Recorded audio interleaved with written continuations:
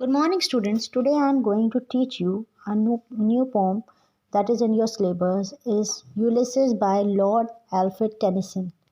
So, before starting anything, I would like to give you a small introduction of the poem or a small introduction to the poem. The poem Ulysses was first published in 1842 in the volume of poems and also in selections, that is 1865.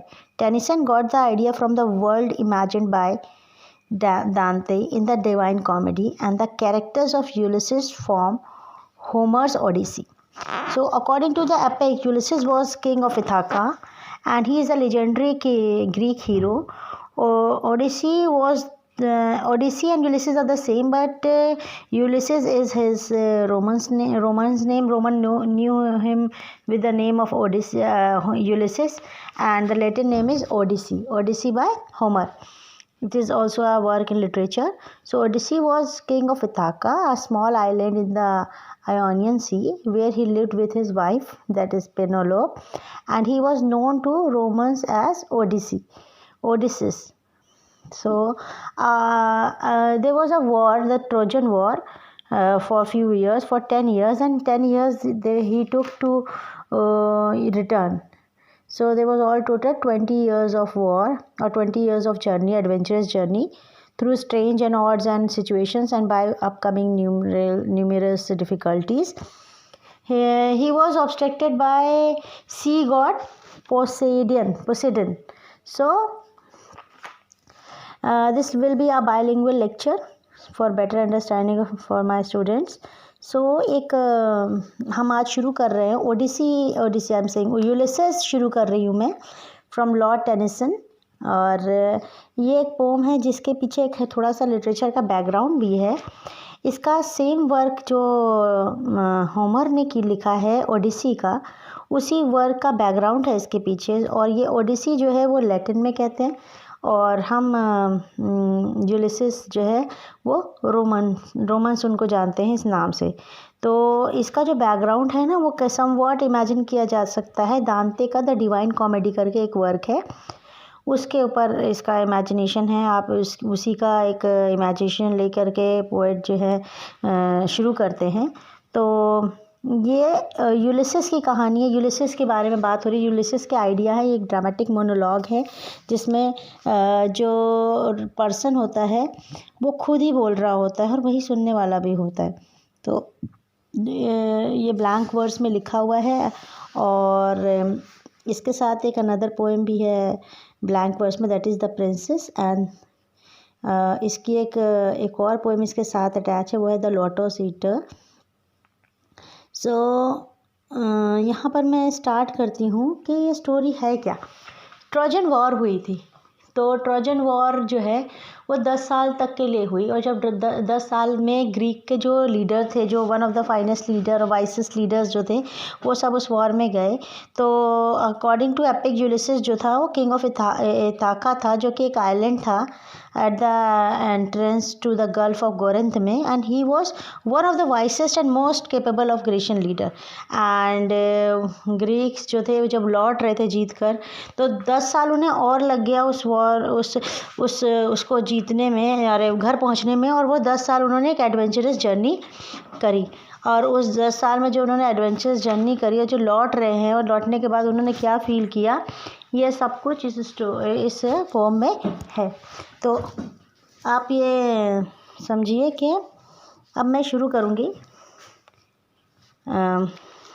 यहाँ पर क्या होता है, वो welcome तो किया जाता है अपनी वाइफ के द्वारा और अपने बेटे टेलीमैचेस के द्वारा और अपने लोगों के द्वारा, मगर फिर भी वो डिससेटिस्फाइड रहते हैं क्योंकि उनके अंदर एक अर्ज होती है मोर एक्टिविटी करने की और लाइफ में और कुछ करने की, क्योंकि उन्हें पता होता है कि उनकी लाइफ अब एंड होने वाली है और उसमें ज़्यादा विगर या ज़्यादा एनर्जी नहीं रह गई है। मगर फिर भी वो अपने विगर का एक्सप्रेशन देते हुए कहते हैं कि हम जो है अब भी ये पावर रखते हैं हैं कि हम इस आइडल वर्ल्ड से एस्केप करें और किसी और जगह पे जा कर के अपनी फ़ाइट करें और अपने आप को मतलब और एडवेंचरस करें और एडवेंचर करें और अपने आप को फिर से एक बार साबित करें, बिकॉज उन्हें पता है कि उनका टाइम अप हो रहा है, वो अब एज हो रहे हैं।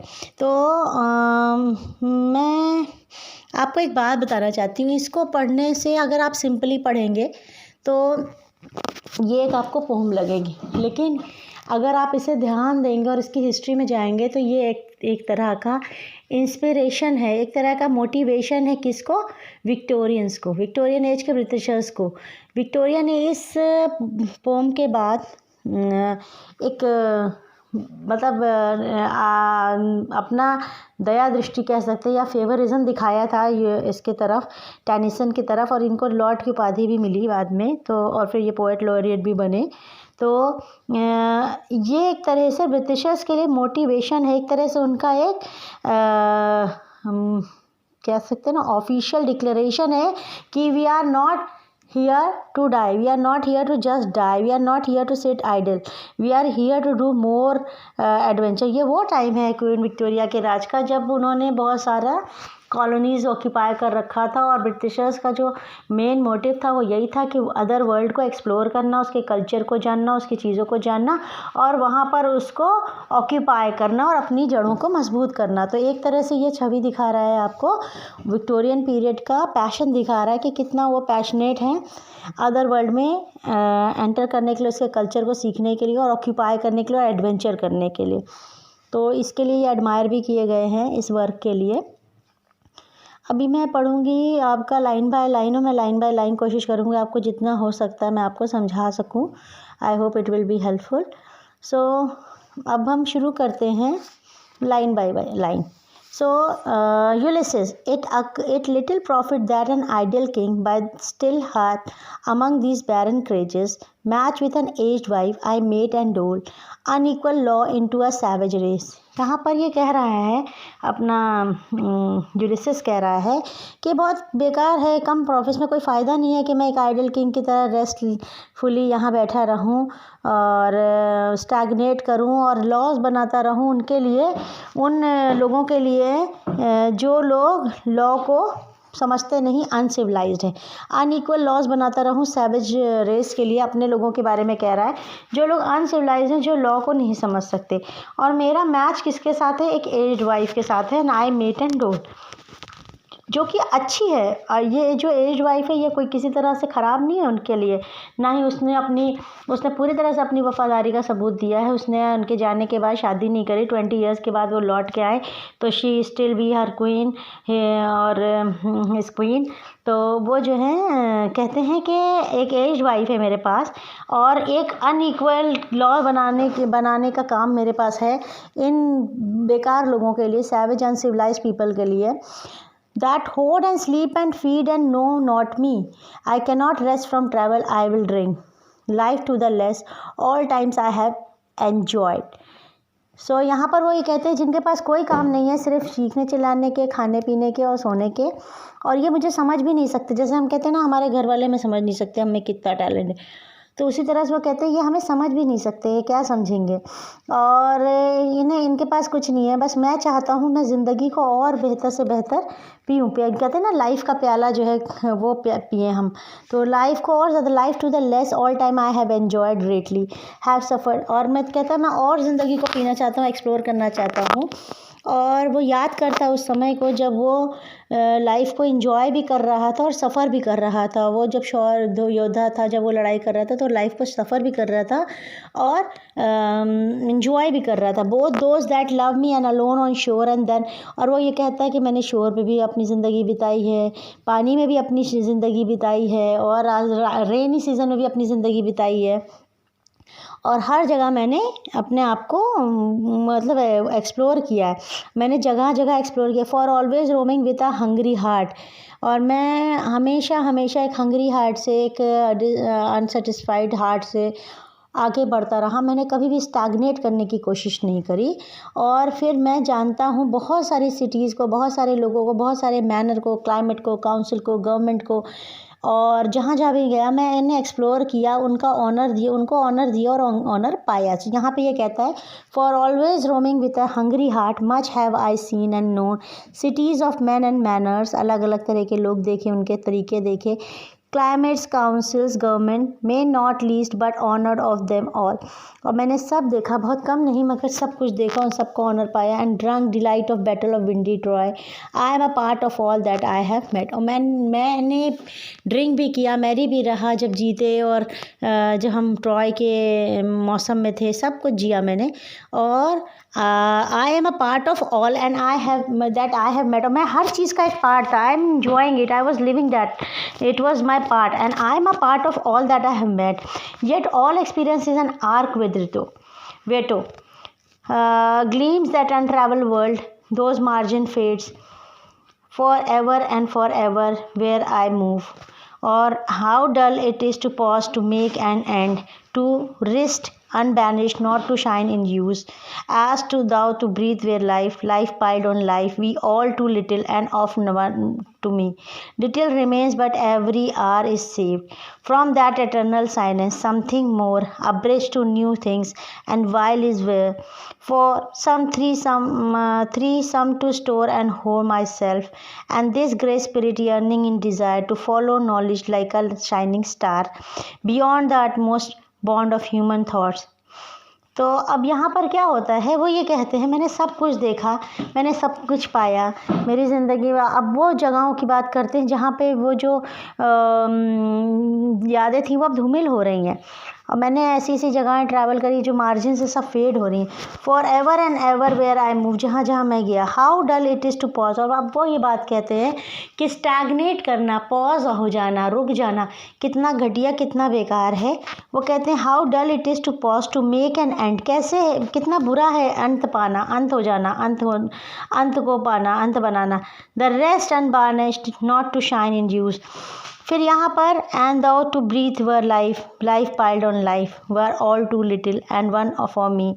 और वो ये कहते हैं कैसे बस खाली सांसें लेते रहना लाइफ नहीं है, सिर्फ लाइफ पे लाइफ जीते रहना लाइफ नहीं है। Were all too little and of one to me, little remains but every hour is safe. बस थोड़ा सा बचा है पर हर घंटा मैं बचा रहा हूँ। किस लिए बचा रहा हूँ, उन्हें पता है कि वो अब एज हो चुकी है उनकी, उन्हें अब मरना है, लेकिन हर घंटे वो अपनी ज़िंदगी को बेहतर जीना चाहते हैं, आगे जीना चाहते हैं।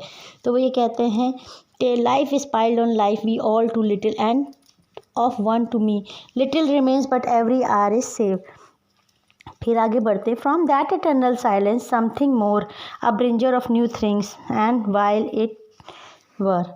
फिर वो कहते हैं वो साइलेंस से भी आवाज़ आती है मुझे, जैसे कि समथिंग मोर, और चाहिए मुझे, मेरी थर्स्ट जो है, मेरी क्वेस्ट जो है वो शांत नहीं हुई है, मुझे और चाहिए, और बात करता है मेरा मन आगे बढ़ने के लिए। For some to store and hoard my self and this grey spirit yearning in desire. जो मेरी बूढ़ी आत्मा है, बूढ़ी ग्रे मतलब बूढ़ी, वो चिल्लाती है कि चलो और नॉलेज गेन करो, और शाइनिंग स्टार की तरफ चलो, सिंकिंग स्टार की तरफ, जैसे जहाँ तारे डूब रहे हैं, चलो बियॉन्ड द हॉरिजॉन चलो, utmost bond of human thought, जहाँ थॉट ना ले जा सके वहाँ चलो।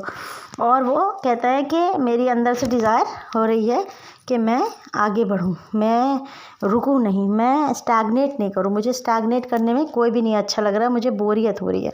अब वो अपने बेटे की तरफ मुड़ता है और बात करता है, this is my son mine own Telemachus, to whom I leave the scepter and the easel, well love for me distinct to fulfill, this labor my slow prudence to make mild, a rugged people and those of degree, subdue them to a useful and the God, most blameless is he, centered in his spare, O common duty discern not to fail. In offices of tenderness and pay, meet adoration to my household God, where I am gone, he work his work, I mine. फिर वो ये कहता है कि ऐसा नहीं है कि अगर मैं चला गया तो यहाँ कोई लॉस होने वाला है। मेरा टेलीमैचेस, अपने बेटे को प्रेस करता और कहता है जो मेरा बेटा है ना टेलीमैचेस, वो एक बेहतरीन किस्म का बेटा है। उसने मेरे बाद, यानी उसका बेटा बड़ा हो गया होगा जब वो 20 साल के बाद आया, तो उसका बेटा अगर 1 आध साल का भी होगा तो अभी वो यंग होगा पूरा।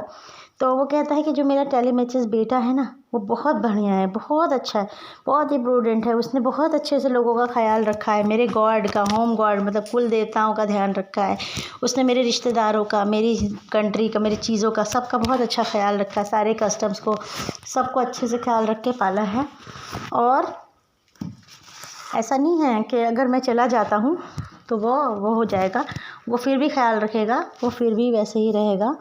और वो जो है यहाँ पे आता है to my whole meet adoration to my household god, वो उसी तरह से इज़्ज़त देता रहेगा, रिस्पेक्ट देता रहेगा, होमेज देता रहेगा हमारे कुल देवताओं को। व्हेन आई एम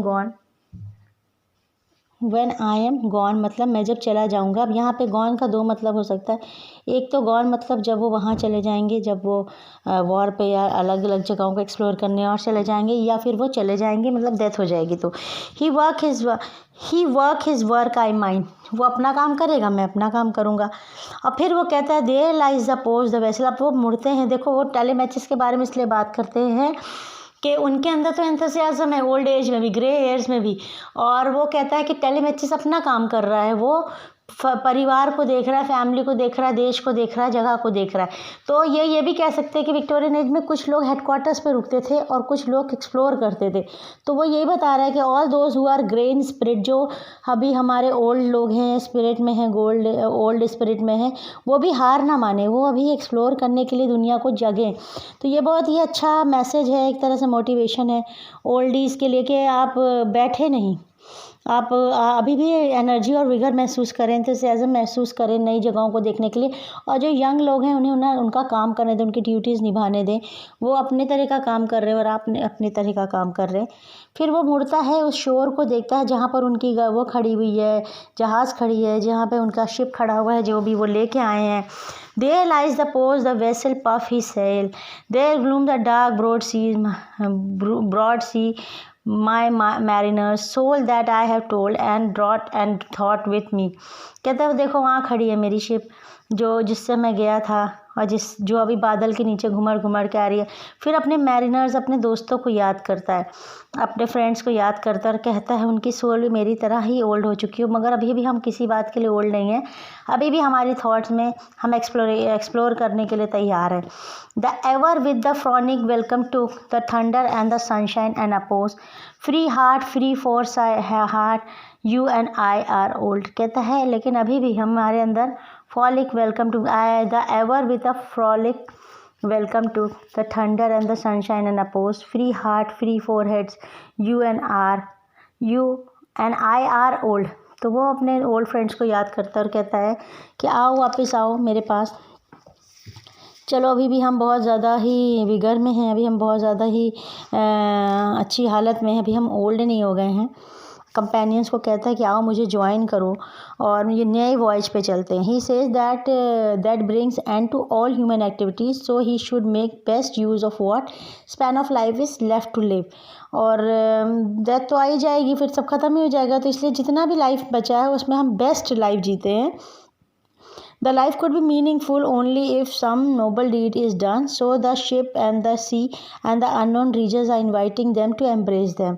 तो लाइफ तो तभी बहुत बेहतरीन होगी जब कुछ ऐसा काम हो जाए, नोबल डीड हो जाए उनसे, जो कि उनकी बात भी याद रखा जाए। तो ये जो शिप है, सी है, या मीनिंगफुल जो उनकी वो है डिज़ायर है, वो उन्हें बुला रही है, इनवाइट कर रही है कि आओ, और मुझे इनवाइट कर रही है कि आओ हमें एम्ब्रेस कर लो, मतलब मिलो हमसे। He invited his friends and who stood by him in all ups and downs to take up the challenge, because it is never too late to undergo the process of discovering new phrases of the universe. So he is saying that कि अब समय आ गया है, this is the time he intends to sail and beyond the western horizon where all the western stars with their dip with all the western stars take their dip into the sea, and might be that they reach the abode of the blessed soul, and that is heaven। So he is saying कि चलो हम चलते हैं वहाँ जहाँ तारे डूब रहे हैं, और हो सकता है हम ऐसा कुछ कर गुजरें जिससे जो है ये तारे और सितारे सब अपने लास्ट अबोर्ड को, जब वो पानी में डूबता हुआ महसूस होता है ना कि तारे डूबते हुए हमें भी डूबा के ले जाएं हेवन तक। और हम कुछ लास्टली कुछ अच्छा करें, मतलब लास्टली हम कोई नोबल डीड करके जाएं। यहाँ पे इनका मेन है कि so we can reach to the abode and bless soul so that we can be blessed and we could get heaven. हम कुछ ऐसा कर जाएं कि हम अपने अंतिम उसमें यात्रा में कुछ ऐसा कर जाएं कि हमें हेवन मिल जाए, हम हेवन की डिज़ायर करें। द माइट सी द यहाँ पे ये होगा कि the abode of the blessed soul that is haven.